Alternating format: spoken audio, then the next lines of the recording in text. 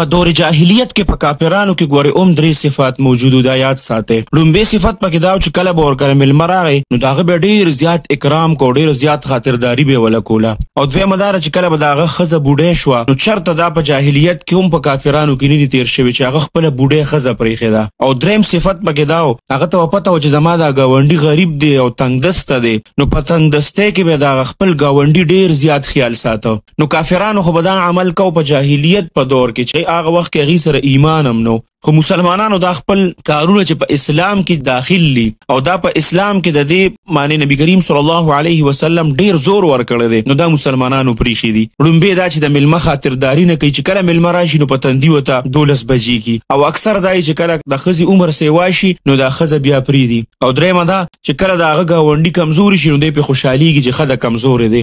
نه، چې ګاونډي کمزوری شو تنګدسته شو بیا به ته د هغه خیال ساتې، هغه سره به هر قسمه مدد کوې.